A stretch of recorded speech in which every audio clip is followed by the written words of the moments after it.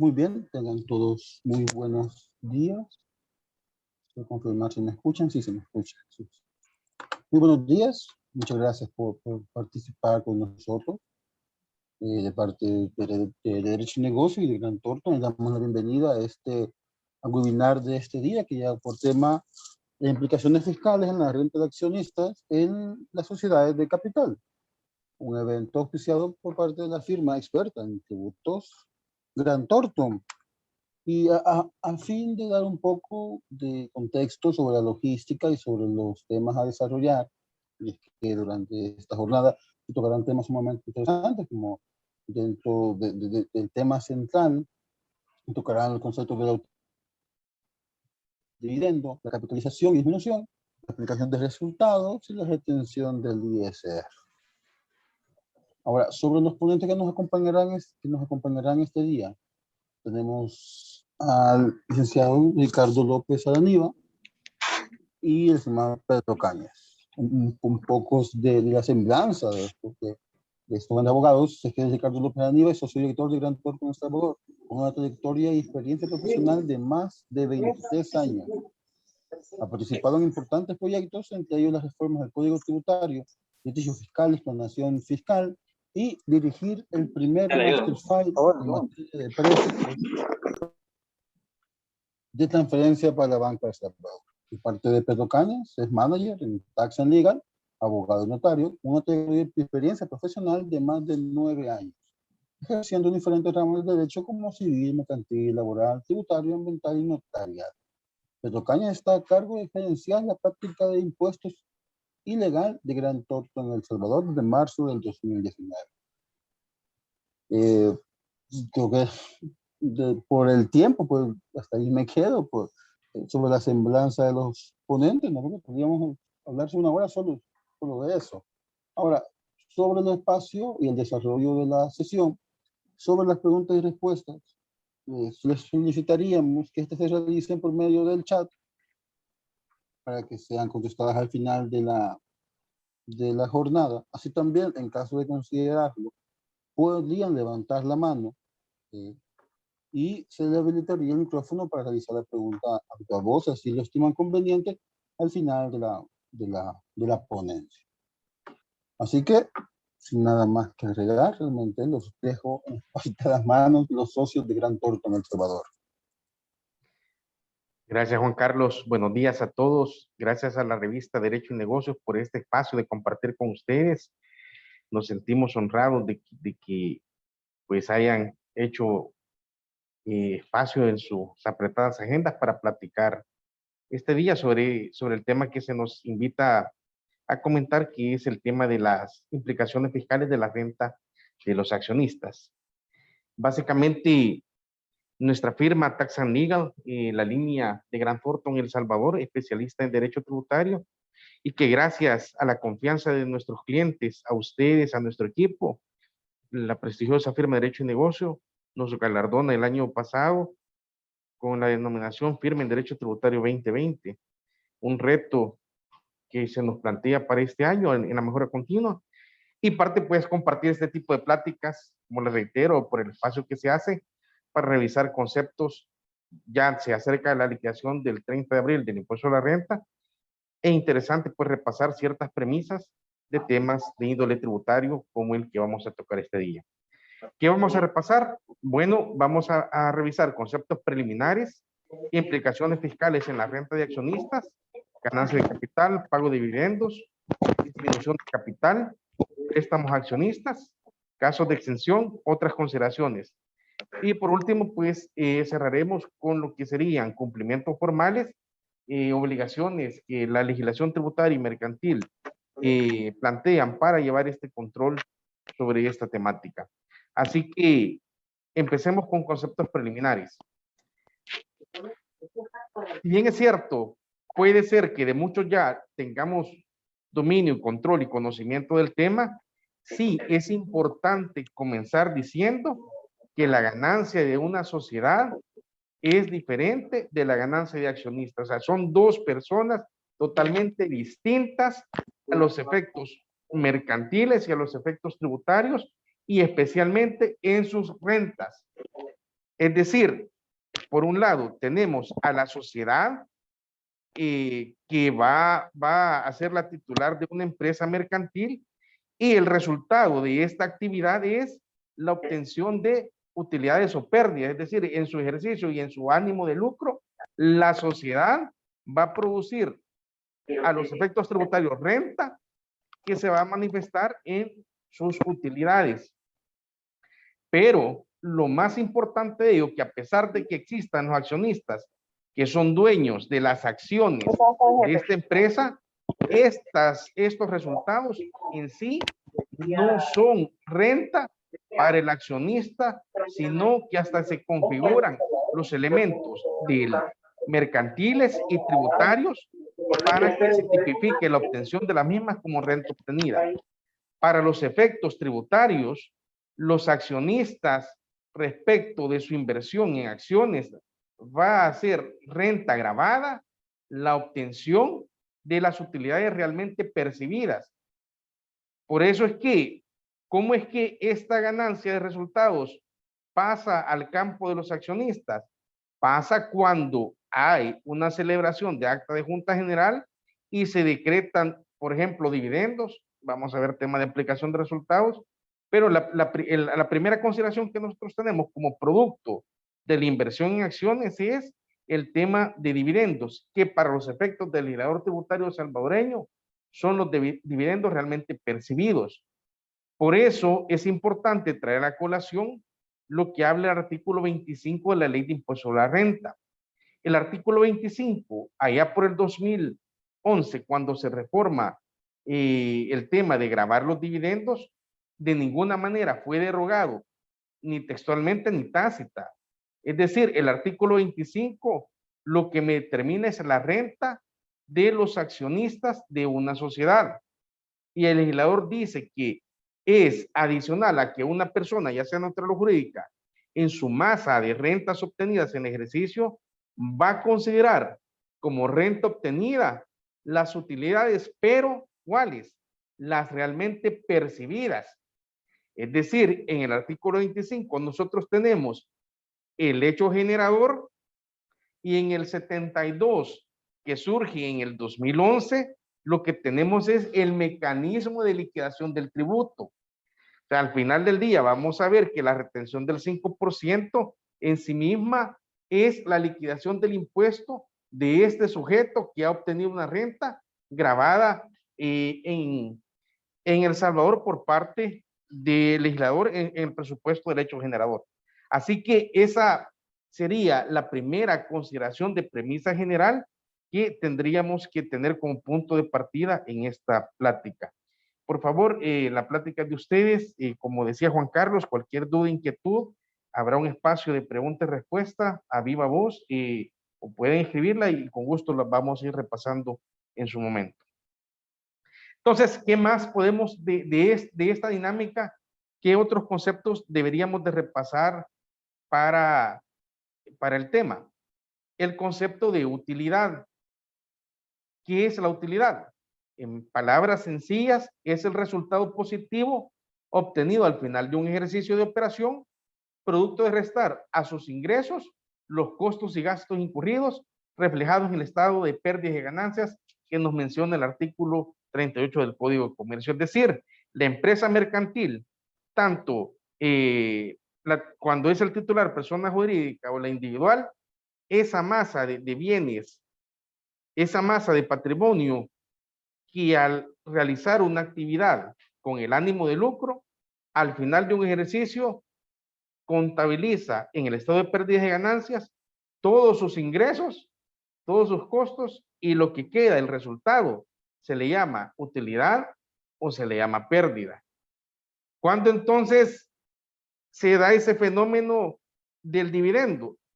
Y ahí entonces conectamos. Quiere decir que la utilidad obtenida por la empresa significa que el accionista ha obtenido renta. No. No. Según los supuestos del hecho generador del artículo 25, no. Va a ser renta obtenida para él hasta el momento que esas utilidades se perciban. ¿Y cuándo ocurre eso? Bueno, ocurre cuando se transforman estas utilidades en dividendo. ¿Y qué sería el dividendo? Es el beneficio pecuniario que la sociedad reconoce a los accionistas en proporción a su participación social.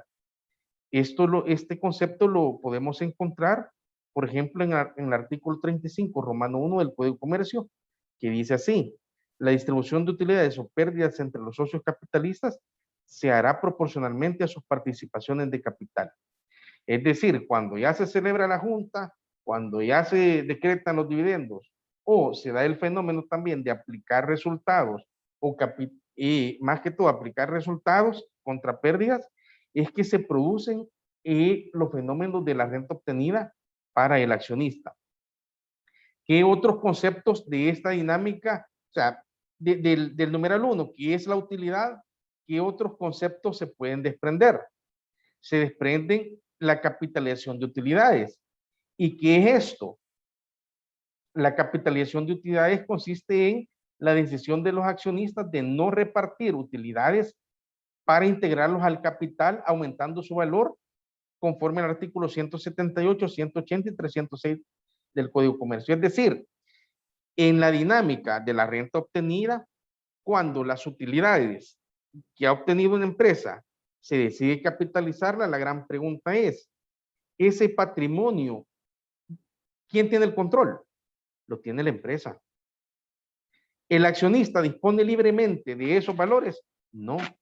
¿Dispone de esos flujos de efectivo en su casa, en su cuenta bancaria, en su bolsa, o para lo que él necesite hacer como tal? No. Por eso es que vamos a ver más adelante el artículo 72, la capitalización de utilidades no es hecho generador de la liquidación del 5% que grava los dividendos.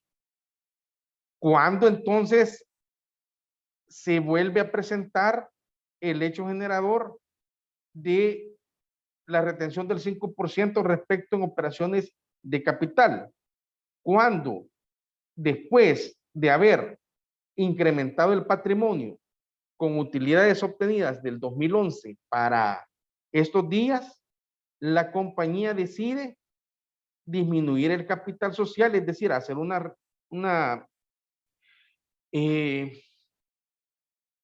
disminución de acciones, una disminución de capital, una redención de acciones, y en esa redención, que ya el accionista al jalar sus acciones y jala su parte patrimonial, es que se da que él ya tiene disponibilidad, y por eso es que la disminución de capital formada por utilidades del 2011 a la fecha es la que se va a gravar con la tasa general del 5%, a excepción de que el accionista esté domiciliado en un paraíso fiscal a consideraciones de la administración tributaria, que la tasa podría incrementar a un 25%. Y el otro fenómeno que nosotros tenemos de esta temática es la aplicación de resultados.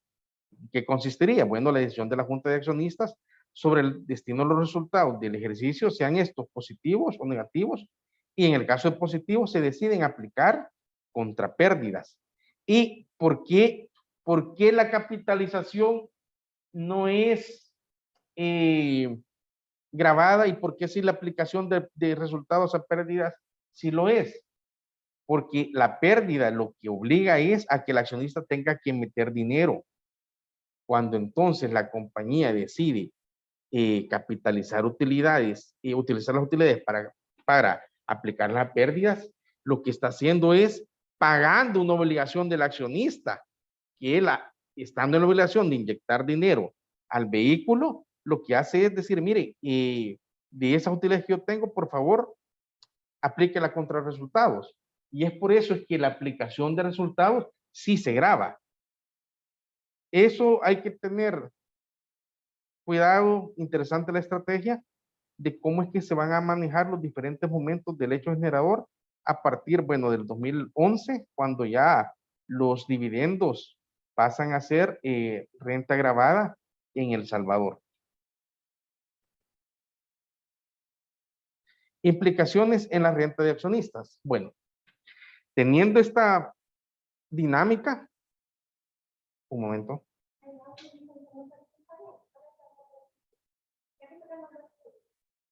¿No me escuchan?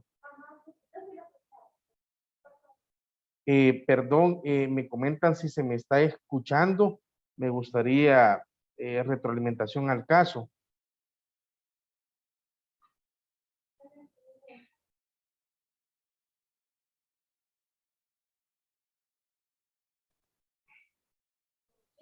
Sí, de mi parte sí lo escucho bien. Solo me dicen que hay algunos casos donde no se escucha, pero suelen ser los problemas usuales de Zoom que se soluciona ingresando, saliendo e ingresando de nuevo. Es lo más recomendable en estos casos. Puede ser más personal que en general. Ok, sí, bueno, como les reitero, este evento es de ustedes y a la orden, pues podemos revisar. Perfecto, entonces, bueno, vamos entonces ya a los apartados de renta obtenida y las acciones de empresas salvadoreñas son fuente territorial. Vamos a ver, dice el artículo 2 de la Ley de Impuestos a la Renta. Se entiende por renta obtenida todos los productos o utilidades percibidas. Ya el legislador desde el artículo 12 comienza a hablar de esta palabra percibir. O devengadas por los sujetos pasivos, ya sea en efectivo o en especie, y provenientes de cualquier clase de fuente, tales como de capitales, como alquileres, intereses, dividendos o participaciones, y toda clase de productos, ganancias, beneficios, utilidades, cualquiera que sea su origen. Es decir, la renta obtenida de rendimientos de acciones, que en este caso es el tema de los dividendos, o, como vamos a ver, la realización de esa inversión en acciones, se constituye por principio general, conforme al artículo 2, renta obtenida en El Salvador para el accionista.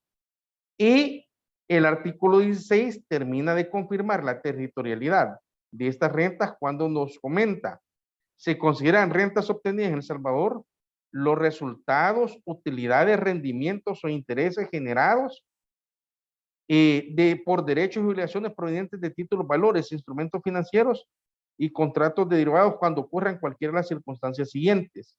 A, la entidad emisora sea nacional o domiciliada en El Salvador.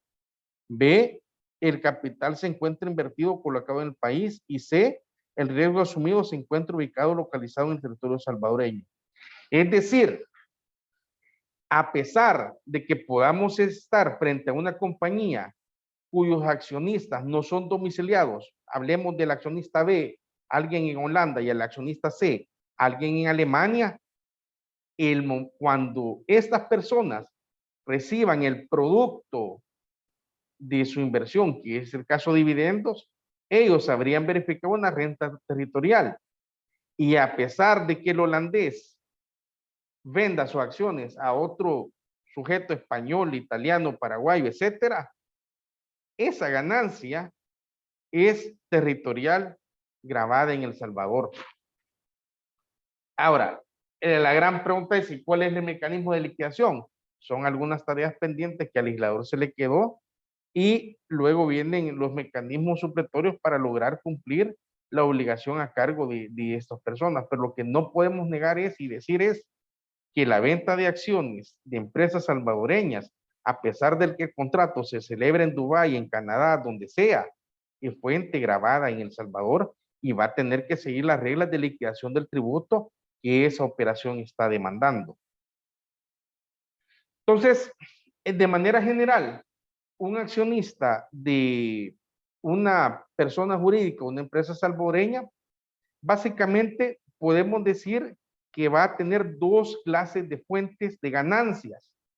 La primera, la más general, sería los dividendos, y la segunda, la ganancia por venta de las acciones. Es decir, finalmente la persona decide vender sus acciones o su participación en compañías salvadoreñas, y esa tradición de dominio, esa venta, esa tradición de acciones va a constituir hecho generador, como vamos a ver más adelante, por el artículo 14A de la Ley de Impuestos a la Renta. Y el legislador, a partir del 2011, ya también estaba en el artículo 25, solo que grababa a diferente tasa la presunción de dividendos en el caso de préstamos que una sociedad le entrega al accionista y a sus partes relacionadas, o también parentesco hasta el 4º grado de consanguinidad. Vamos a ver entonces, si comenzamos a hablar de dividendos, ganancias y ventas, ¿cómo queda el tema ahora de que nosotros tenemos la metodología NIF para el registro de, por ejemplo, personas jurídicas que estén invirtiendo en otra persona jurídica en El Salvador? Si la temática registro de acciones y registro NIF es digna de un webinar especial solo para ello, quizás en esta oportunidad también quiero hacer el anuncio de Grant Thornton a partir del 2021, aprovecho un paréntesis, ya tenemos disponibles los servicios de auditoría externa, nuestro socio Samuel Guillén, y auditoría fiscal, su servidor, pues para poder apoyarles en esas temáticas. Pero bien, si bien es cierto, este tema se puede profundizar, vamos a quedarnos con dos conceptos. El método de participación, que consiste en que la inversión se reconoce inicialmente al precio de la inversión y se reconoce anualmente la participación de la compañía en los resultados del año reportados por la compañía en la cual se ha invertido. Los decretos de dividendos se reconocen con una disminución del valor de la inversión. Y el otro método que tenemos es el método de costo, que la inversión originalmente se reconoce al precio de la transacción y los ingresos se reconocen cuando la compañía decreta dividendos en Junta General de Accionistas. ¿Por qué traigo a colación en este caso? Porque en el caso de una persona jurídica que tenga inversión en acciones en otra, y a pesar de que ella en su balance va a registrar probablemente el método de participación los resultados obtenidos en aquella, ese registro no constituye renta obtenida a la luz del artículo 25 de la ley de impuesto a la renta. Entonces, quiere decir que el vehículo donde él ha tenido la inversión puede hacer que jamás nunca decrete dividendos, jamás nunca aplique resultados, sino que las utilidades ahí están retenidas, ahí están parqueadas, pero de cara al inversor, él tiene esa participación y alguien podría decir, bueno, pero ahí hay una especie de renta. No, conforme al artículo 25 y no conforme al artículo 72 que regula el mecanismo de liquidación de dicho tributo. En el método del costo, este sí está más de la mano con la, digamos, estaría más enfocado a la legislación fiscal en la medida que el dividendo, el dividendo, los resultados se conocen como ingreso cuando se decretan dividendos. Pero también en este método va a tener su particularidad, ¿y cuál es? Que el dividendo decretado no constituye renta para el accionista. El simple hecho de decretar dividendos, como veremos más adelante, no supone la obligación de renta obtenida ni la obligación de parte del sujeto pasivo de pagar el anticipo del 5%. ¿Cuándo se va a dar? Cuando se pague realmente efectivo, se apliquen a resultados o se hagan operaciones de compensación o operaciones contables que generen disponibilidad. Entonces, hablemos un poco de la ganancia de capital en venta de acciones. Básicamente, el artículo se titula rendimientos en títulos valores, ganancia en rendimiento de títulos valores. Básicamente, la regla general a partir del 2011, lo que es el tema de acciones no tributa a la tasa general del 30%. Estudiando con el equipo de Grant Thornton, acá nuestros colaboradores, estamos haciendo un estudio esta semana y decíamos, a ver, el impuesto sobre la renta en El Salvador, ¿cuál es la tributación del impuesto sobre la renta en El Salvador?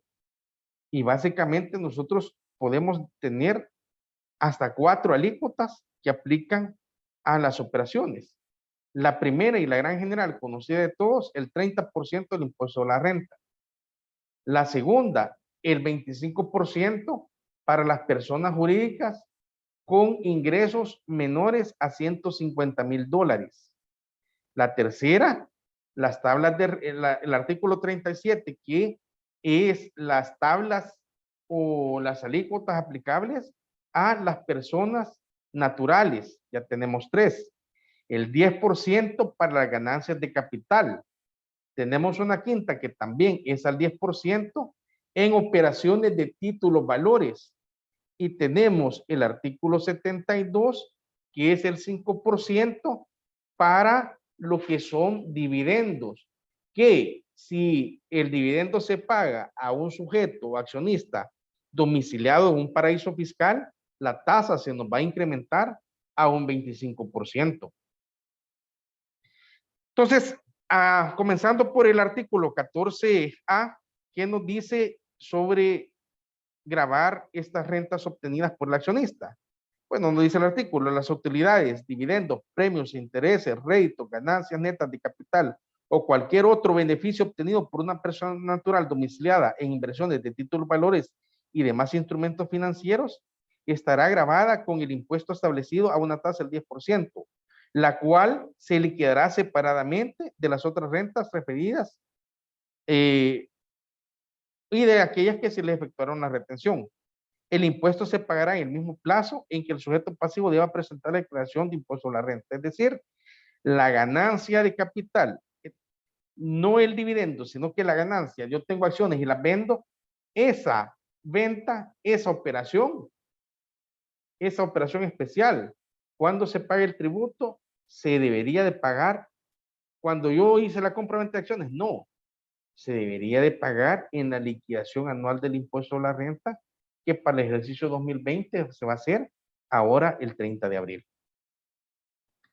A ver, entonces, estamos en un caso donde un inversionista, un accionista decide, hombre, hay una buena oportunidad, voy a vender las acciones. ¿Qué debería yo de considerar? 2 temas son relevantes. Uno es el acuerdo que yo pueda tener mis acciones e incluso regalarlas, entregarlas. Perfecto. O bien determino un precio incluso menor a un valor de mercado, menor incluso a su valor nominal. Por eso es que el legislador en este apartado dispone las reglas de cómo se va a determinar la ganancia de capital ahí. Y las reglas generales son que el valor de la transacción, digamos, para calcular si una persona va a tributar o no, es el valor de la transacción, el cual viene indicado por el precio acordado entre las partes, el cual no va a poder ser menor al cotizado en bolsa cuando las acciones están en bolsa, o el otro que es relevante, al valor de los títulos en los libros del emisor, es decir, el valor contable, por lo general, y que el valor contable en muchas ocasiones va a ser superior al valor nominal de los títulos. Por eso es que un buen parámetro para referencia cuando estamos en operaciones de reestructuraciones es que la ganancia de capital se tome como referencia el valor contable de las acciones en los libros del emisor, no de los libros donde está registrada la inversión. Es decir, yo soy la compañía A, yo soy el accionista de la compañía B y decido vender esas acciones en la compañía B. ¿Qué va a pasar? Por lo como vimos, puede hacer que en mi método de participación, método de costo, yo tenga registrado esa inversión, pero la referencia es el valor que esos títulos estén en los libros contables de la entidad B. Y ese es el valor de referencia como ingreso. Obviamente, si el acuerdo entre las partes es superior a ese, se va a tributar conforme al precio acordado entre las partes, pero nunca los efectos fiscales, si el precio entre las partes es menor al valor contable, el que se va a utilizar de referencia al valor contable. Y luego, ¿qué vamos a deducir? La ley nos dice el costo de adquisición del título más los gastos necesarios para efectuar la transacción, donde primordial es identificar cuál es el costo de eso que yo estoy vendiendo. Y el costo primo de ello es el valor nominal de emisión de los títulos, el cual está dado por la aportación patrimonial cuando se emitieron los títulos, ya sea que fueron aportados en dinero o que sucedió la suerte de aplicar resultados. Pero ese valor que va a estar en el libro de registro de accionistas, que va a estar en en el libro de aumento y disminución de capital, que va a ser reportado en el F915, ese valor es el primero de referencia del costo en una operación de esta naturaleza. Ahora bien, pero ¿qué pasa si yo, compañía A, sucede que yo me hice de las acciones de la compañía B a través de una compra-venta porque yo soy un panameño que quería venir a invertir a El Salvador o soy alguien de Europa que quiere venir a invertir a El Salvador? Y lo que pasó es que ya la compañía B existía y yo lo que hice es comprárselo al accionista y firmé un contrato de compra-venta de acciones.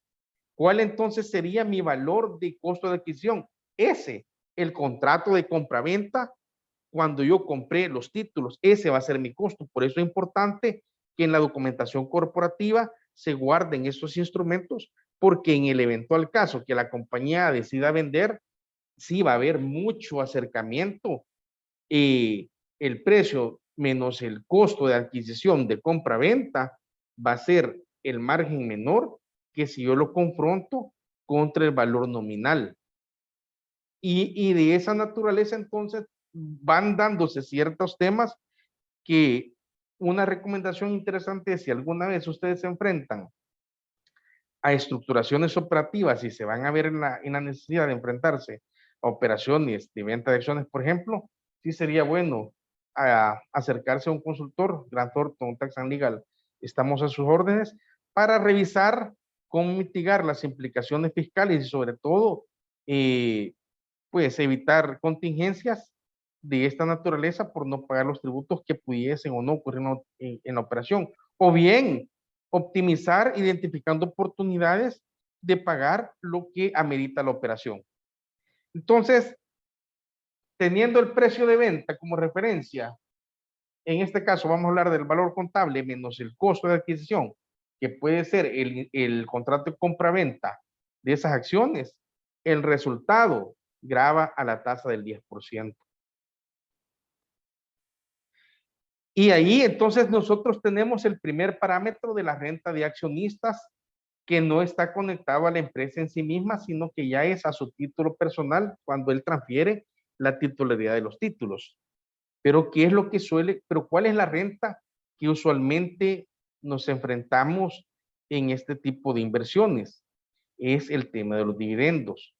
E, insisto, el artículo 25 habló de utilidades percibidas ya transformadas en lo que son los dividendos, y el 72 vino a proponer el mecanismo de liquidación del tributo.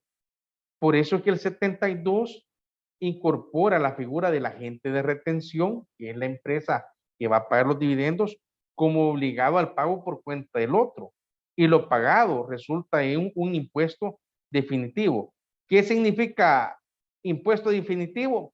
Que el que se vio beneficiado de la renta ya no tiene la obligación de liquidar como tal el impuesto, puesto ya que ya fue pagado por el agente. Es importante decirles que ya la jurisprudencia pues ha hablado bastante de la figura del agente de retención. Las retenciones son meras obligaciones de forma en cuanto a su mecanismo, porque la retención en sí misma no es un tributo. Para respecto del sujeto obligado a ser el agente colector por parte del fisco. Es simplemente un canal de paso. Y a los efectos tributarios, las retenciones, en ciertos casos, por ejemplo, retenciones de servicio al exterior, cobran relevancia porque se vuelven un requisito de forma de deducción. No porque otra vez la retención sea el tributo, sino que hay que cumplir esa obligación de retención para poder habilitar la deducción de costos y gastos. En su momento y en otro espacio que Derecho y Negocios nos lo permita, pues hablaremos de la dinámica de deducciones de costos y gastos y las implicaciones de retenciones. Pero traía a colación esto porque ya la justicia habló bastante sobre la figura de la agente de retención.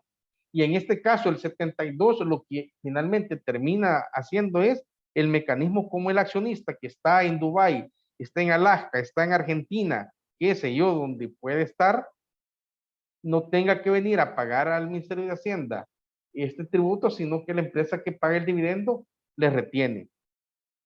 Ahora bien, ¿cuál es el momento de aplicar la retención?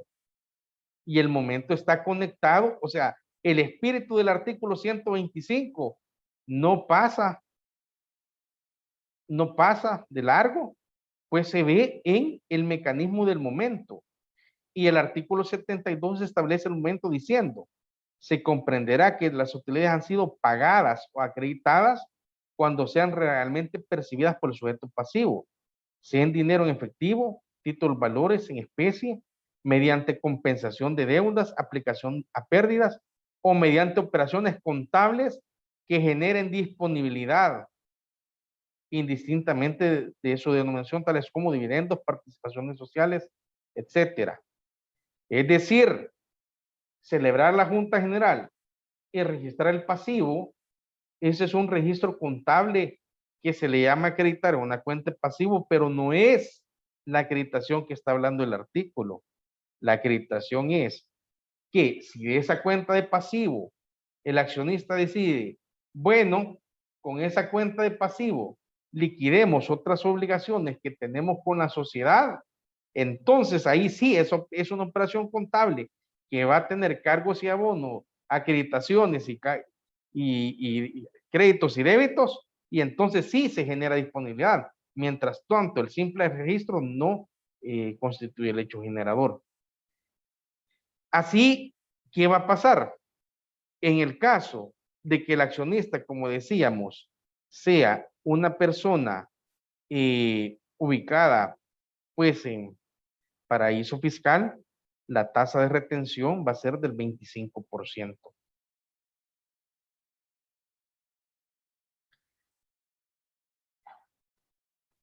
Revisemos entonces qué pasa cuando ya se dicen no vamos a hacer reparto de utilidades, sino que las vamos a capitalizar. Entonces, y después la compañía decide disminuyamos ese capital social constituido con utilidades que tuvieron que haber tributado. Pues ahí se da el supuesto que esa disminución o redención de acciones está grabada a la tasa del 5%, debiendo la sociedad B, que es la que va a registrar la redención de acciones y las disminuciones en los libros accionarios, aplicar la retención del 5% y entrar a la administración tributaria, como están los mecanismos habilitados a la fecha.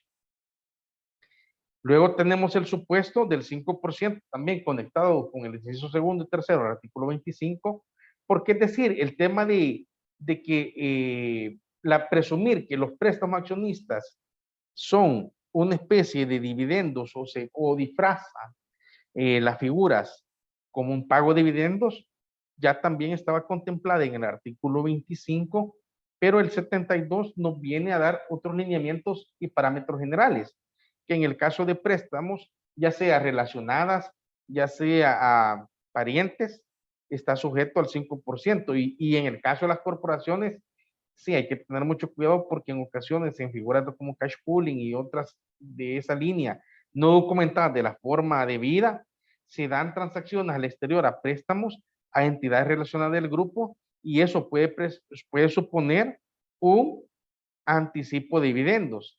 ¿Cómo se mitiga eso? Bueno, que se establezcan condiciones de préstamo, que se establezcan tasas de interés a precios de mercado y que exista flujo de pago de las cuotas y no se vea que es una especie de financiamiento hacia el accionista o relacionada de esta en el exterior.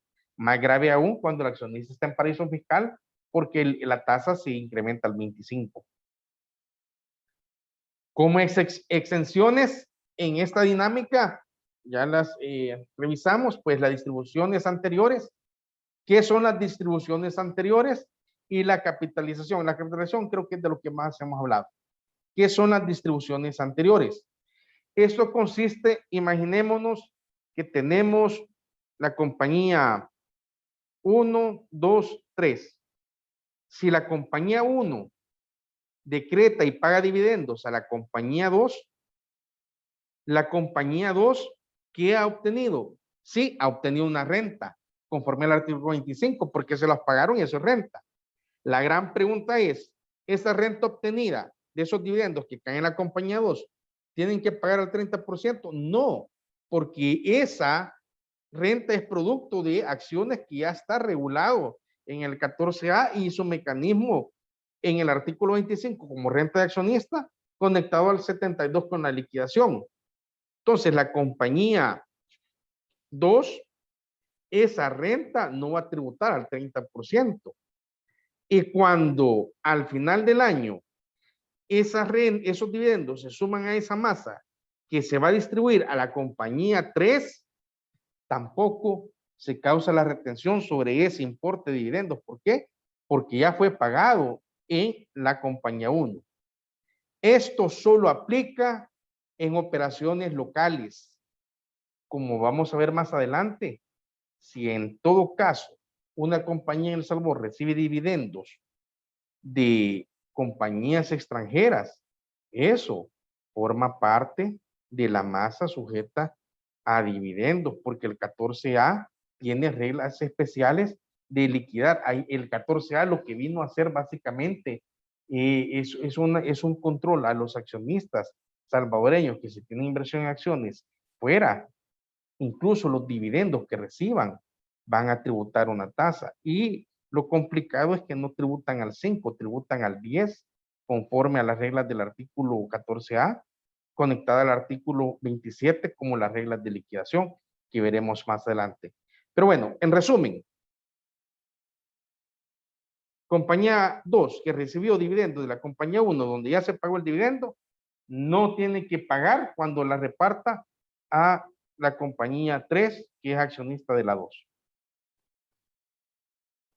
Otras consideraciones relevantes: capitalización no es una obligación, se revalorizan las acciones o se emiten nuevas, el valor de las utilidades capitalizadas que es poder y control de la sociedad, potencial aplicación de retención una vez se decreta el pago de dividendos, aplicación de resultados, bueno, aplicación a pérdidas, es una forma de distribuir dividendos, y o aplicación de ganancias es el pago de dividendos per se. Veamos un poco el caso de las rentas de accionistas en acciones en sociedades del exterior. Básicamente vamos a tener dos grandes consideraciones. Las operaciones de compra-venta básicamente estarían siendo reguladas a la tasa del 10%, siguiendo las reglas del artículo 27, y es una especie de autoliquidación. ¿Por qué? Porque aquí no, digamos, si yo soy accionista, una compañía también puede ser accionista, una persona jurídica accionista de otra entidad del exterior. En realidad, cuando vende esas inversiones en el exterior, conforme al 14A, se presumiría como renta obtenida en El Salvador para el accionista, grabada al 10%, siguiendo la mecánica del artículo 27. Y también puede ser aplicable el 14A. ¿Cuál es? El precio menos el costo de adquisición. Porque también el tema, si bien es cierto, el 5% es un pago definitivo, lo es para dividendos, pero la ganancia producto de compra-venta se regula en el 14A y en una dinámica especial de tributación. Yo compré acciones de una sociedad hondureña, probablemente si esta ya había existido, pues mi costo de adquisición es el contrato de compra-venta, y ahí pues voy a la dinámica de cómo voy a tributar. ¿Cuáles entonces serían en el caso de dividendos que yo reciba del exterior? Básicamente estarían grabados a la tasa del 10%, pero aplicando las reglas del 27 y del impuesto sobre la renta. ¿Y cuáles son las reglas? Si la tasa es igual o superior al 10%, ese dividendo no paga. Pero si la tasa es menor al 10%, se paga el complemento. Y si ese dividendo no fue afecto en el exterior, acá en El Salvador, se estaría grabando con el 10%. Interesante, porque si incluso el dividendo provenga de una inversión que nosotros tengamos en un paraíso fiscal, esto estaría siempre tributando al 10%. En resumen, de lo que hemos platicado en esta mañana en cuanto a la parte sustantiva del tema, podemos llegar a premisas y conclusiones generales de la siguiente manera. Dividendos, la tasa general es al 5%, dividendos pagados a paraíso fiscal 25%, ganancia por la venta de acciones tributa al 10%, dividendos procedentes del exterior puede ser que tribute al 10% con reglas especiales. Y a continuación, cedo la palabra a Pedro Cañas, nuestro gerente, para que nos hable de los cumplimientos formales. Hola, buenos días. Muchas gracias por acompañarnos. Pues siguiendo con el tema de registro de accionistas, ahora vamos a hablar de los diferentes títulos que existen en la legislación salvadoreña relacionados con las acciones. En un primer momento tenemos los títulos provisionales, que son títulos que se emiten por una vigencia de 1 año y luego se canjean por títulos definitivos una vez los accionistas se encuentren debidamente inscritos en el libro de accionistas. Luego tenemos las acciones nominativas, que son ya los títulos definitivos. Por regla, siempre serán nominativas una vez, hasta que se haya pagado su valor total. Una vez pagado el valor total, Ricardo, tal vez si me ayuda ahí con la presentación. Sí, listo, perdón. Perdón. Entonces, No sé si ya estamos en la pantalla, Pedro, perdón. sí, sí. Ahí solo pasemos a ahí estamos. Tal vez solo la anterior. Listo. Entonces, serán siempre nominativas. Una vez se haya pagado totalmente su valor, el accionista puede pedir que se le emita al portador, pero esto siempre y cuando la escritura de constitución o el pacto social no lo prohíba. Las transferencias también de estas acciones generalmente se hacen por endoso y es obligatorio que se haga el registro de este cambio de titularidad en el registro de accionistas. Luego tenemos las acciones al portador, que estas con su simple tenencia se hacen efectivos los derechos que le asisten a este tipo de acción.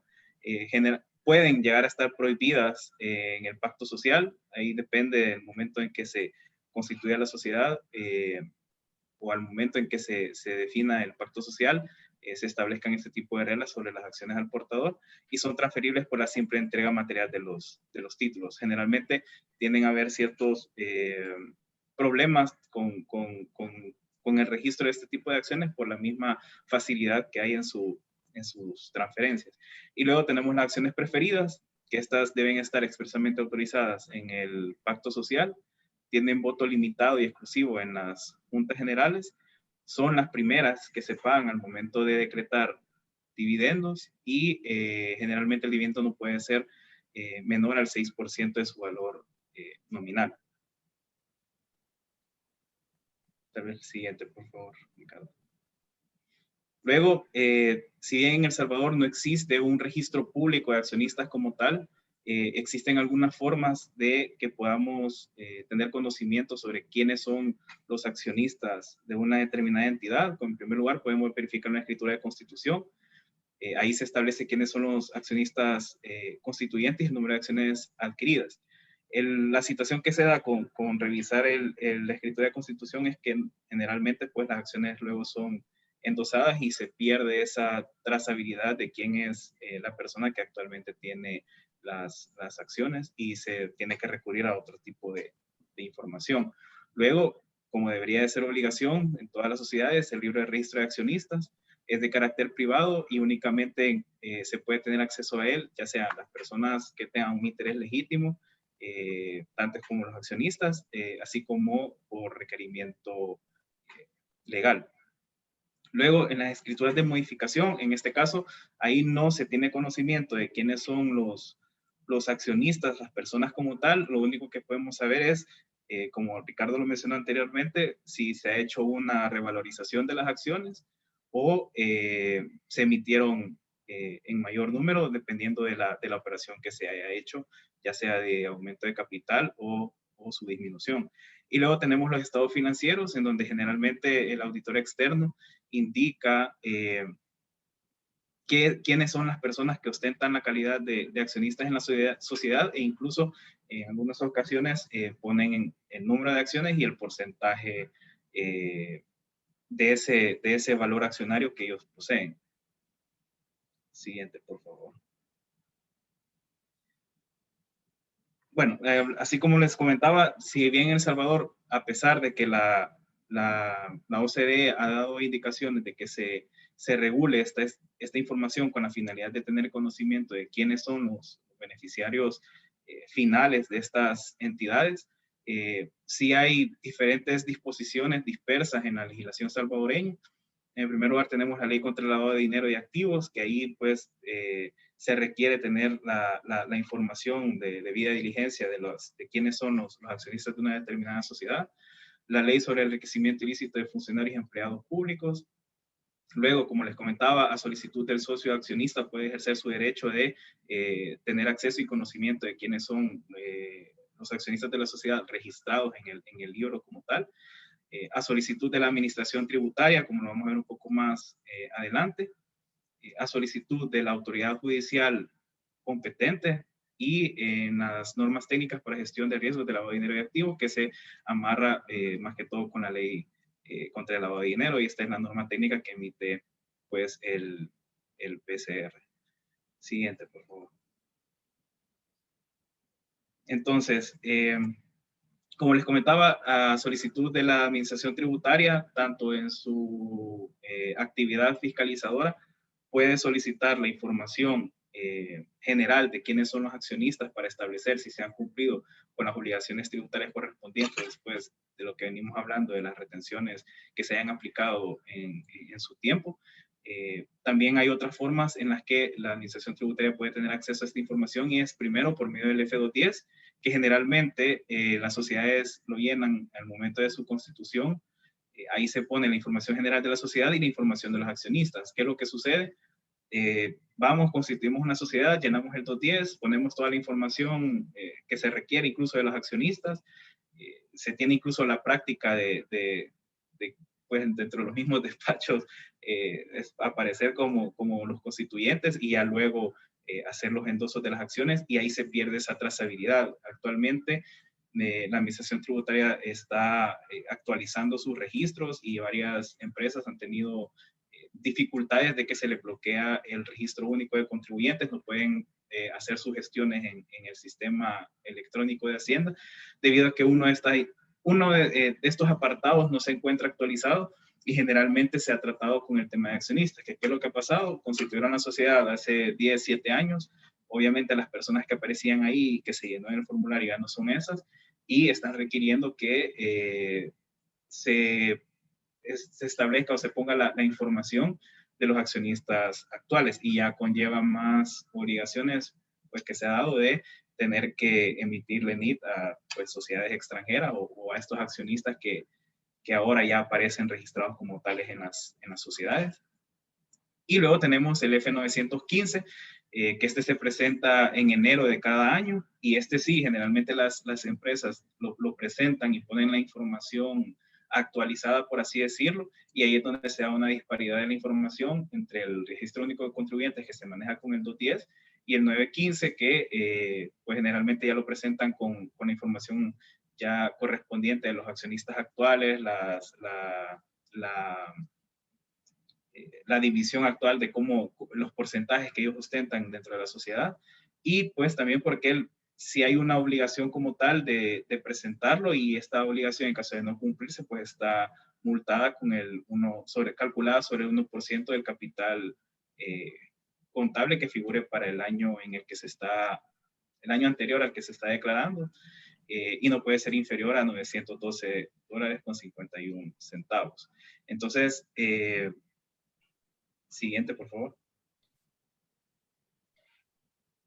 Con este tema, pues, damos por finalizado en grandes rasgos este interesante tema de la renta de accionistas.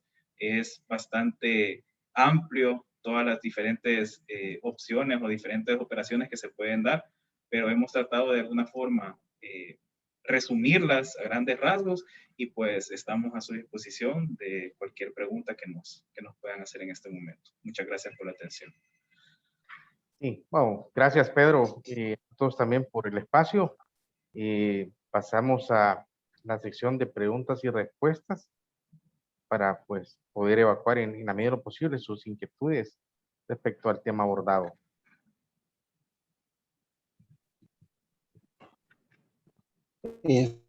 Sobre esta, que les recuerdo a los participantes que de ver lo necesario, pueden levantar la mano y se habilitará el audio para que puedan hacer sus preguntas y vamos. Pero también, estimado Ricardo, hay algunas preguntas en el chat. Si gusta, puedo leerlas. Por favor, sí, también decirles, había voz en ocasiones, logramos escuchar la riqueza de los planteamientos. Enhorabuena, sé que las particulares no se pueden exponer a detalle, pero sería interesante también. Pero en todo caso, cualquier medio de hacer llegar sus inquietudes, estamos a la orden. Juan Carlos, nos ayuda leyéndolas entonces. Sí, perfecto. Hay un comentario que creo que debe ser leído ahorita porque trató justamente el tema que acaba de tocar el licenciado Pedro, que dice, me parece que grabar con el 5% la amortización de las pérdidas de la sociedad contra las utilidades es un impuesto confiscatorio, porque el accionista no ha tenido ningún beneficio y se grava su patrimonio. Eso es como un comentario. Sí, interesante. Vamos a ver. En el caso de la aplicación, digamos, una compañía tiene pérdidas y, digamos, 2015 tuvo pérdida. Hablemos que tuvo una pérdida de menos $200,000. Sucede que en el 2017, 2016 no obtuvo pérdidas, no obtuvo ganancias, pero en el 2017 la compañía obtuvo ganancias por $500,000. ¿Qué va a pasar? Sucede que en la Junta General decretan que de esos 500,000, 200,000 se van a aplicar contra resultados acumulados. ¿Qué va a pasar? Esa es una especie que el legislador supone como aplicación a pérdidas. Y sí, entiendo y el sentido del planteamiento, que bueno, yo como accionista, si tan separados somos, ¿por qué las pérdidas que él está obteniendo, que es la sociedad B, yo entonces tendría que de esas utilidades que yo no tengo un beneficio, se levante el supuesto del 5% y tener que pagar esa liquidación?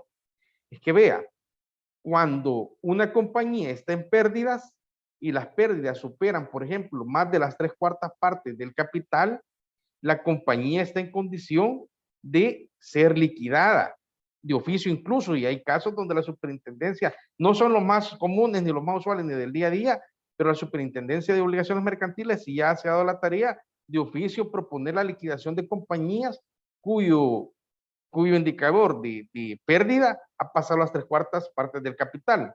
Entonces, la gran pregunta es, cuando se da esta pérdida, ¿hay obligación, ya para efectos más mercantiles, del administrador de hacer llamamientos de capital? Y ahí viene entonces el accionista, tiene que aportar, tiene que inyectar dinero, tiene la obligación de inyectar el dinero para también hacer las obligaciones a los compromisos que va a tener esta sociedad. Entonces, cuando se da la especie de pérdida, el accionista no inyecta de su dinero, sino que, ¿qué es lo que pasa? La utilidad, en vez de irse vía dividendos a donde él y luego regresar, básicamente queda aplicada a los resultados. Por eso es que el 72, un poco en la lógica de esto que acabo de comentar, considera como hecho generador del 5%, como renta obtenida, o sea, una especie de lo positivo que se le paga al accionista, lo considera como un hecho generador de renta obtenida, la aplicación contra resultados. En efecto, puede quedar en el ambiente, en el aire, ahí el tema, pero si al final la sociedad perdió, perdió. Pero sí, hay obligaciones también que me obligan a mí a pagar, y lo que trata esto, otra vez reitero, que en vez de que las utilidades vayan y regresen, indirectamente se aplican a la pérdida. Eso podría comentar al comentario. Juan Carlos. Perfecto. Seguimos con la pregunta. La licenciada María Esther Najarro pregunta, ¿y si la sociedad tiene su inversión en otras sociedades, al entregar dividendos a sus accionistas, retiene nuevamente? Interesante, vamos a ver. Ese es el caso que traté de explicar y volvemos otra vez. Hablemos de la compañía A y hablemos de la compañía B. Si esta compañía A tiene inversiones en la compañía B, pero esta compañía A, sus socios, digamos, son otras sociedad, llamémosla la sociedad X, cuando la compañía B le pague dividendos a la A, la compañía B va a estar en la obligación de retener el 5% partiendo del supuesto que estamos en El Salvador. Luego, ¿qué pasa? La compañía A en su liquidación tiene esta renta de dividendos, pero tiene la renta de sus operaciones corrientes. Cuando esta masa, que es la utilidad en el estado de pérdidas y ganancias, se decide pasar a repartirse, solo la utilidad producto de su giro natural va a tributar el 5 cuando se le pase a la compañía X. Este dividendo que venía de la compañía B ya tributó y no se tiene que causar la retención. Así es la dinámica de esto. Si existiesen dudas, a la orden las ampliamos. Y por ahí, don Napoleón Mejía tenía levantada la mano. Juan Carlos, no sé si habrían inquietudes adicionales a la pregunta de la licenciada María Esther o se le cede la palabra al licenciado Napoleón.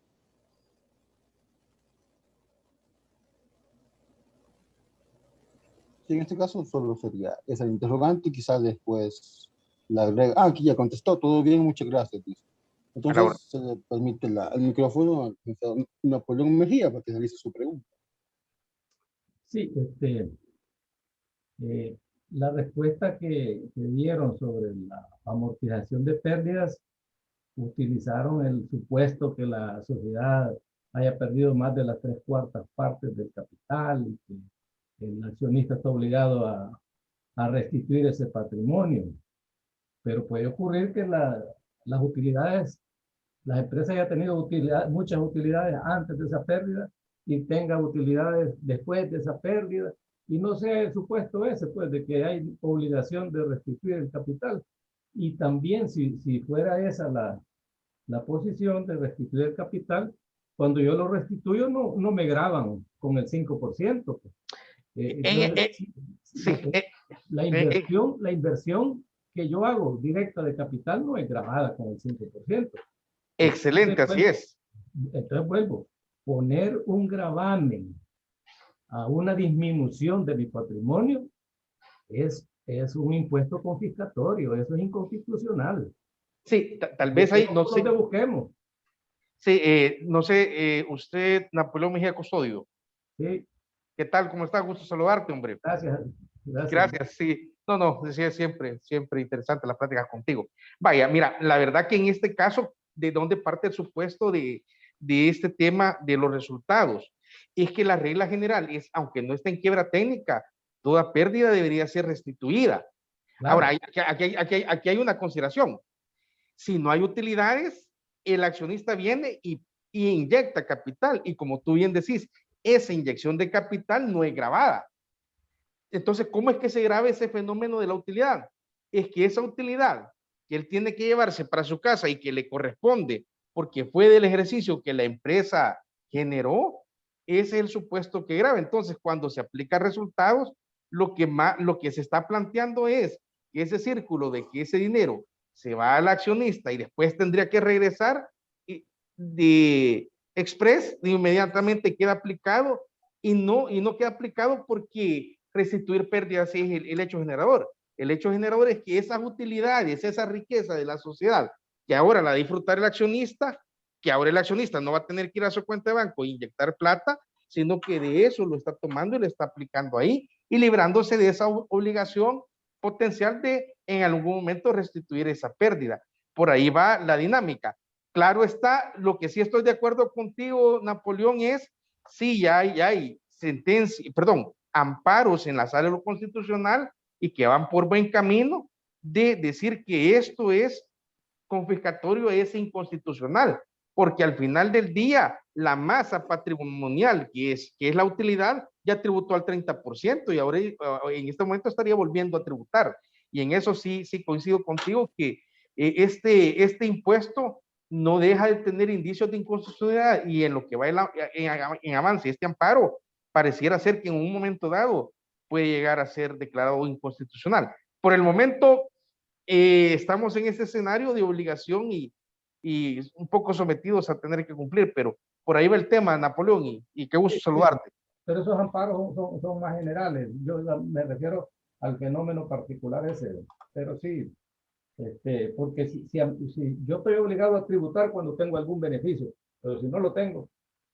Sí, tu beneficio es un beneficio económico en el sentido que no tenés que traer plata de fuera e inyectarla, sino que de la plata que te toca y que es la riqueza que ha generado la utilidad y que es el hecho generador, la distribución, en ese momento se liquida contra esa, o sea, te exime de esa obligación de restituir y eso es lo que estaría grabando. Es lo que estás diciendo, que si no tengo, me lesionan más, entonces lesionan menos al que tiene más. Porque si yo tengo, no me van a lesionar con el impuesto. Si yo tengo disponibilidad, voy y restituyo esa plata, no tengo lesión en mi patrimonio. No, porque en efecto, porque la compañía que estaría pagando los dividendos, ella no habría obtenido riqueza.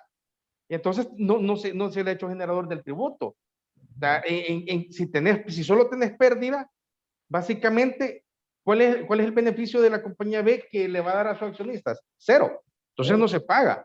Sí. Pero ¿qué pasa cuando la compañía tiene una sección de pérdida y tiene una sección de ganancia? El tema es que el supuesto parte que ese excedente de ganancia te lo vas a llevar, eso al aplicarlo contra las pérdidas, porque sale y ese es un beneficio, eso sí estaría gravándose con el impuesto. No es que estamos complicados si vamos a pagar más, no, es el tema que en la suerte genera la utilidad, que es de aquel, se le exime la obligación de restituir porque le queda eximida esa obligación de aquel. No, solo te planteo el absurdo, ya no lo planteé bien, ¿verdad? Sí. Si yo tengo suficiente patrimonio para liquidez, digamos, no patrimonio, liquidez, para restituir la pérdida, la restituyo y no tengo gravamen. Entonces la ley está gravando al que no tiene disponibilidad. No, es una ley injusta. No, en este caso lo que está grabando es que desde cuando te va a grabar la utilidad, sí hay disponibilidad porque hay utilidad. Claro está, hay una pérdida. Pero es que una cosa es la sociedad y otra son los accionistas. Por supuesto. ¿Verdad? Entonces, sale más beneficiado el accionista que tiene liquidez para restituir el patrimonio que el asociado que no tiene liquidez para restituirlo y tiene que avenirse a que le amorticen la pérdida con sus utilidades. Correcto, por una especie de principio de beneficio económico que concurre ahí, lo que tú acabas de decir. Muy de acuerdo. Así, en eso sí coincido. Pareciera ser que se ve más perjudicado porque en efecto, como no tiene plata, de lo poco que logró o que tendría derecho, de eso te termina pagando, pues. En eso sí coincido. Pero sí hay un principio económico de beneficio que concurren en la transacción. Pero no se cumple el principio de igualdad. ¿Qué es más importante? Fíjate que sí hay tintes de equidad, pero sí, es una operación bastante relevante, interesante. Perfecto, entonces para continuar con las preguntas, definitivamente fue un espacio sumamente interesante. No, el tema da para mucho, la verdad. Y Napoleón siempre aportando y siempre generando buenas discusiones. Ahora, hay unas preguntas que están un poco más largas que ya podríamos ingresar. Licenciado Germán pregunta, ¿cuál sería el alcance del artículo 2, literal D, del Código Tributario en cuanto dice toda clase de producto, cualquiera que sea su origen? Ok, vamos a ver, esa pregunta no sé si estaría más enfocada siempre a este tema de dividendos o al tema de renta obtenida. Y para mientras aclaran, con gusto la contesto, solo quisiera que me aclararan si va más al tono a la renta ordinaria general o enfocado a este particular. Aquí agregó, no es el Código Tributario, es la ley del impuesto de la renta. De la renta, sí, hay un valor ahí. Ok. Vaya, mire, el artículo 2 básicamente habla de que cualquier manifestación de renta obtenida que se va a verificar en un incremento patrimonial, sí es importante decir que la ley de renta no es ley del patrimonio, son dos cosas diferentes, pero lo que sí grava la ley de renta es la manifestación de riqueza medida del incremento patrimonial, es decir, iniciamos con 0 y obtuve 5, como lo obtuve. Eso en términos sencillos es lo que grava el impuesto a la renta. Ricardo López tiene una masa patrimonial de $10,000 y al final del año resulta que tiene 60,000. La gran pregunta es esos 50,000, ¿de dónde los obtuvo? Ah, Ricardo es maestro, la UCA le paga los $50,000, feliz, ya todos vamos a ir a dar clases. $50,000 de producto de esa fuente. No, esos 50,000 vienen siendo producto de que Ricardo López es accionista de una sociedad y le pagaron los 50,000, so pena de haber pagado dividendos en su momento. No, ahí quedan. Y vienen las preguntas extrañas. Ricardo López ni trabaja, ni es accionista, y de la nada le surgieron los 50,000. Ah, es que el tío de Ricardo se lo regaló. O un primo que tenía tiempo de no ver Ricardo, lo vio y le dio sus navidades acumuladas y le dio $50,000. Eso es un incremento patrimonial y él le dice cualquier clase de renta. Y por eso aquí quiero hacer la conexión ahora en el tema de las cuentas bancarias, la superintendencia del sistema financiero que está controlando de dónde obtenemos esos ingresos. Porque si yo digo, fui en la calle e incluso me encontré algo tirado, etcétera, o hay una especie de dinámica donde yo tengo renta, ahí se da un supuesto que estoy incrementando el patrimonio. Claro está, podría ser lo que va a perseguir la ley de lavado de dinero y conectado con este tema de renta y la plática que tiene ahorita la superintendencia con el Ministerio de Hacienda es, bueno, y Ricardo, ¿cómo es que tiene $60,000 en su cuenta? Esos 50,000 producto de qué fueron. Si el primo se lo regaló, ese es un supuesto de renta obtenida para Ricardo y que yo debería de ir a liquidar mi declaración al 30%. Si fue donación que me la dio mis padres, no, porque hay una exclusión de la donación.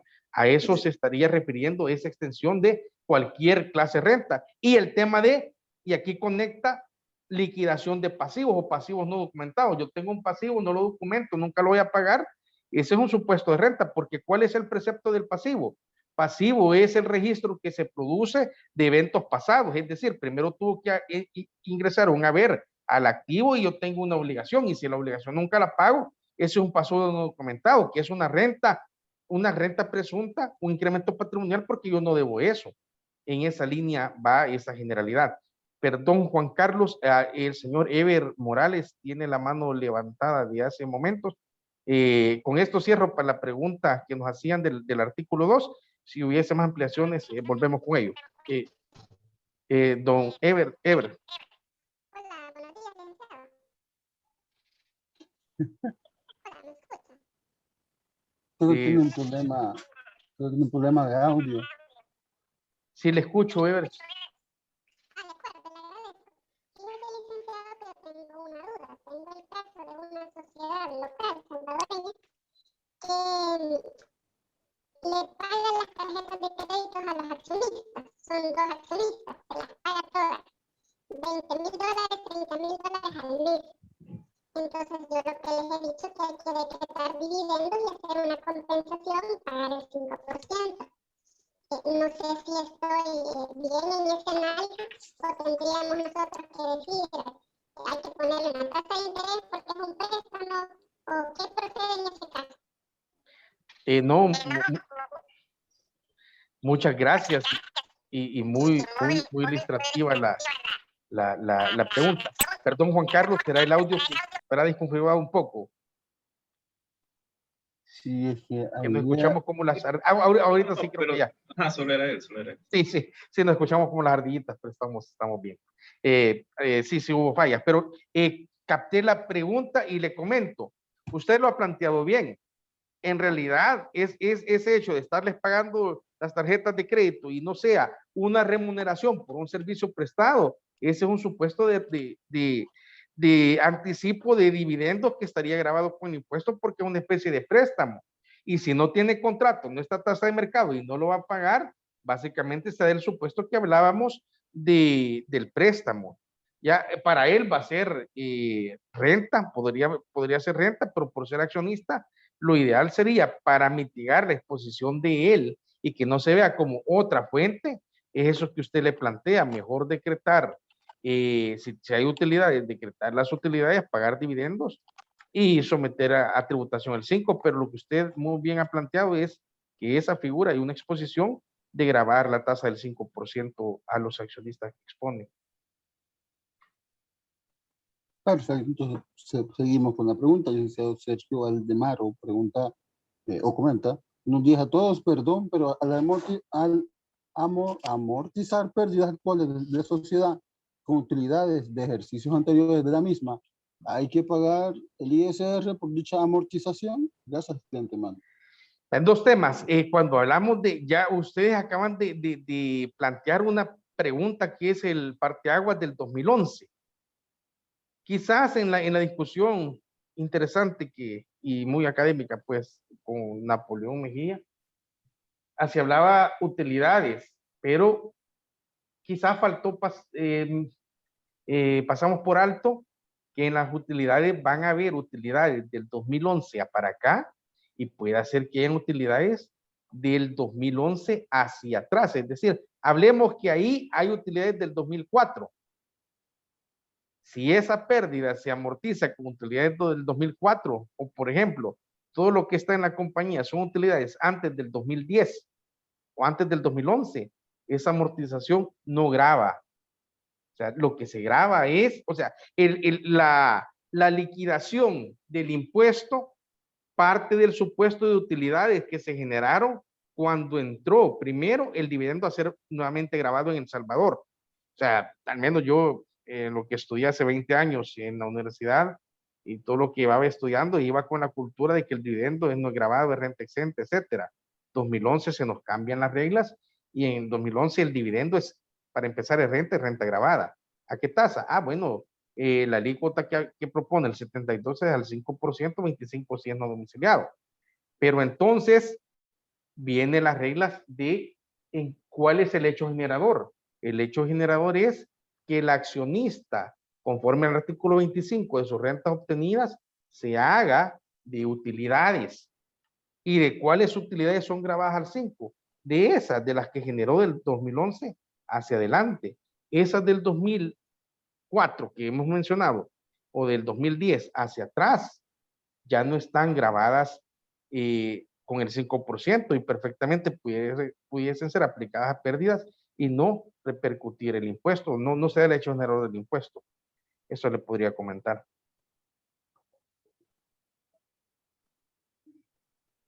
Perfecto. La siguiente pregunta la realiza el licenciado José Salvador Segura Vivas. Y es si la disminución de las... que son tres. Como sociedad, ¿puede realizar una disminución de la reserva legal y qué efectos tributarios me daría dicha disminución? Sí, Salvador Segura, creo que nos conocemos. Un saludo. Qué gusto que esté acompañándonos. Vaya, la reserva legal es para empezar, comencemos hablando que es de la utilidad de ese ejercicio de ingresos menos costos y gastos y se genera la utilidad, se separa una parte para la reserva legal. La gran pregunta es, esa reserva legal, por disposición de la ley de renta, es un importe deducible. Quiere decir que no tributa al 30%. Pero esa reserva legal, ¿a dónde está? En la sociedad. ¿De acuerdo? ¿Y está a libre disposición del accionista? No, está ahí en la sociedad. Está en la reserva legal. Entonces, cuando por X razón se decide primero separar, distribuir la reserva legal, porque esa es una utilidad básicamente obtenida, lo primero que surge es la obligación de gravar la reserva legal con la alícuota correspondiente, que ahí quedó un vacío de ley interesante, porque el artículo en la renta quedó incrustado, que la distribución de la reserva legal que hubiese sido utilizada como escudo graba el 25, pero la renta corriente el 30. Entonces ahí hay un pequeño escudo fiscal que el legislador dejó de paso. Esa sería la primera consideración. Y luego, respecto del accionista que la va a recibir, ya como esa conversión a dividendo va a ser sometida al 5 si es un accionista local o el 25% si es accionista del exterior. Eso podría comentar Juan Carlos. Sí, esa pregunta fue como la parte 1. Ahí José Salvador continúa. Siempre sobre el mismo tema. Si la disminución de la reserva legal se incorpora a los otros ingresos que no se distribuye, ¿qué efectos tributarios nos exponemos? Fíjese que, de hecho, usted estaría siendo más conservador porque esa reserva la estaría metiendo a la masa del 30%. O sea, estaría renunciando al extraño beneficio fiscal que quedó en la ley de renta, que la disminución de la reserva legal grava el 25%. Creo que no estaría teniendo implicaciones fiscales, sino que en efecto la sociedad, que en un momento dado la tuvo como partida deducible, ahora la está considerando como renta gravada. Primero al 30% y luego lo que quede y se le vaya a pagar al accionista al 5% o al 25% si el accionista está en paraíso fiscal. Esa sería la respuesta a la segunda, Juan Carlos. Sí, y lo último, siempre el licenciado de El Salvador, es ¿qué documentación se debe generar para soportar la disminución de la reserva legal e incorporación a otros ingresos? Perdón, ¿puedo volver a repetir, Juan Carlos? Claro, Perdón. claro. Dice, sería como la parte 3 de la pregunta. Sí. ¿Qué documentación se debe generar para soportar la disminución de la reserva legal e incorporación a otros ingresos? Vaya, la decisión de la reserva legal básicamente vendría, para empezar, la reserva legal nace de una disposición como escudo fiscal tributaria, pero la reserva legal es una obligación mercantil que habla que las utilidades obtenidas se va a separar para constituir la reserva. ¿Cuándo se da la disminución de la reserva? Por lo general, una reserva se va a disminuir cuando ya haya excedido en su constitución al parámetro mínimo que habla el Código de Comercio. ¿Y qué pasa? Ese tema de parámetro, en nuestra opinión, es una partida que debería estar documentada en Junta General de Accionistas porque ya tiene que ver y tratar con utilidades. Así que el primer documento que debería de rondar no sería a nivel de un administrador financiero o un gerente financiero, sino que debería ser a la altura de un punto de acta de Junta General de Accionistas, como el tema de la disminución de la reserva legal. ¿Y por qué se va a hacer? Porque hay otro tema. La reserva legal es una partida que debe estar disponible, según el Código de Comercio, en efectivo o en valores realizables de inmediato. Y en esta época de Cuaresma, vamos a hacer penitencia y confesémonos cuántas compañías tienen la reserva legal en valores libres, disponibles y líquidos.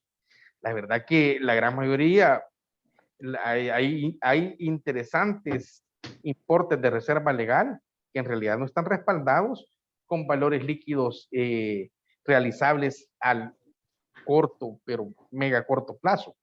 Ese sería una consideración. Entonces, un buen documento primero debería ser la Junta General de Accionistas. ¿Por qué? Porque es reserva legal que yo le he destinado por si la sociedad necesita fondos y necesita hacerle frente a sus acreedores, de ahí estar disponible. Y es un tema mercantil que yo estoy, digamos, de alguna medida, quitando fondos para hacer frente a terceros y estaría haciendo incumplimiento mercantil. Por tanto, pues en ese caso, Pedro, tu opinión también al caso, como parte de abogado, uno de los documentos clave debería ser el punto de acta de Junta General, donde se determine esa actuación que se va a realizar. Luego, pues los componentes de la declaración de renta y los otros temas financieros de documentar cómo se dio el tema. Pedro. Exacto, como usted lo menciona, pues es bien importante mantener la documentación de soporte de dónde es que viene este ingreso y de esa forma poder pues tener toda esta disponibilidad de información para que en su momento de la revisión pues se tengan todos los elementos necesarios para comprobar de dónde es que viene esta suma. Entonces, sí es bastante importante generar la documentación interna de la empresa, la Junta General de Accionistas, decretando esta operación, y así pues tener el debido cumplimiento formal. Salvador ha levantado la mano, creo.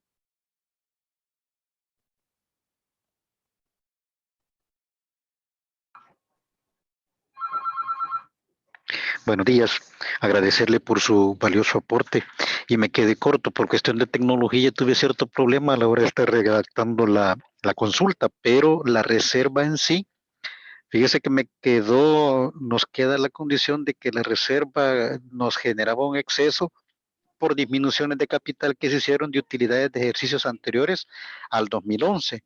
Entonces en la distribución no se generaba una retención del 5, pero quedaba la reserva con esa condición de exceso y es la que se tomó el acuerdo y por eso me llamó a mí la duda si eso me generaría a mí un conflicto, porque la exposición que se veía es que no se le aplicaba el 5 porque no iba a ser distribuida en sí a los accionistas como tal, sino que dicha utilidad iba a ser reincorporada nuevamente como parte de otros ingresos a mis operaciones del ejercicio, ¿verdad? Y como No, usted lo exponía, que me llamaba la atención a mí porque no tributábamos el 5, sino que entraba nuevamente con el 30.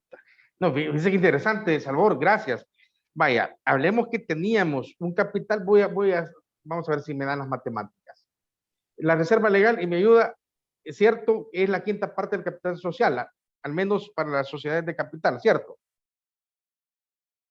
7% hasta la quinta parte del capital social, ¿cierto? Entonces, imaginémonos que tenemos una sociedad cuyo capital es 10 millones de dólares.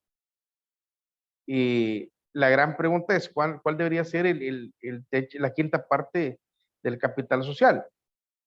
De $1 millón, estamos hablando de 200,000. Sucede, según el caso que está exponiendo Salvador, es que la compañía decide disminuir ese capital social y hablemos que lo disminuye a 500,000. La gran pregunta es, ¿hay un exceso de reserva? Sí, hay un exceso de reserva. Hay un exceso de 100,000. Mientras, Salvador, el primer paso es que esa reserva, antes de llegar a los accionistas, tiene que pasar por ser utilidad digamos, utilidad en condiciones diferentes o disponibilidad para los mismos. La reserva en sí misma es una utilidad, pero está reservada, por eso está en la parte del patrimonio. Entonces, pero tiene la categoría de estar reservada para propósitos especiales que el legislador mercantil así estableció. Entonces, cuando yo bajo mi capital social a 500,000, básicamente ahí tengo un exceso de esa utilidad y no es que se mete a la masa de ingresos grabados. No, para efectos tributarios, si yo quiero pasar eso aparte de los ejercicios, es que se dé la dinámica, que ese excedente de que yo lo tengo restringido como utilidad, digamos, especial o reserva, tributa al 30, que en este caso ustedes lo hicieron así. ¿Y qué pasa? Yo ya tengo esos $100,000, ya no los tengo ahí como reserva, sino como los tengo utilidad del ejercicio. Y mientras tanto, esos 100,000 no se los dé a los accionistas, sino que queden en el conjunto de la compañía como utilidades retenidas. Al momento, pues ahí van a hacer a utilidades del ejercicio, utilidades retenidas. En ese momento no se aplica el 5%, Salvador, por esa razón. O sea, no es porque disminuir las reservas no tenga consecuencias. No, es que la primera consecuencia que va a tener es el pago del impuesto a la renta, pero el 5 no lo va a tener porque el accionista no tiene disponibilidad de la misma como tal, a menos que se da lo que hemos venido platicando en esta mañana. La verdad que el tema es interesante. Qué alegría, pues, con llegar a estas horas. Entendemos, Juan Carlos, el tema del tiempo como que no es el mejor amigo para estos temas, pero llegar con una audiencia de 76 personas conectadas nos honra mucho. Del caso, Juan Carlos, usted nos dice que básicamente cómo vamos con el tiempo y para ir terminando. De nuestra parte, encantado de conversar. Juan Carlos, y para poder dar palabras finales, cuénteme. Sí, justo estamos con el tiempo.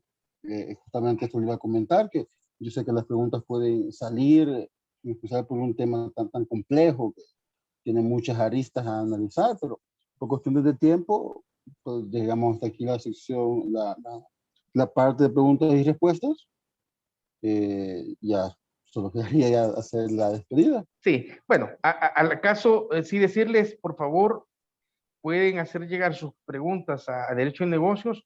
Nosotros con gusto se las estaríamos respondiendo, ya sea de una manera general o podría salir publicadas en revista, porque al final del día este tema salió al público sería interesante que conocieran las respuestas al caso. Por otra parte, decirles, somos Grant Thornton El Salvador. En 2019 se reestructura la operación de nuestra firma. Su servidor Ricardo López, socio director, managing partner de la firma en El Salvador. Mi socio Samuel Guillén por la parte de auditoría externa, Georgina Cuellar, la parte de precios de transferencia. No solo conocemos derechos tributarios, sino que a partir de este año a sus servicios por auditoría externa y fiscal. Y estos espacios estamos a sus órdenes. Gracias a la revista Derecho por este espacio y ha sido un gusto y placer haber platicado con ustedes. Gracias a Pedro por el apoyo también, siempre de calidad y en esforzarnos en siempre dar un paso más y seguir en la mejora continua. Les deseo a todos buenas tardes, feliz día y felices vacaciones. Mucho gusto.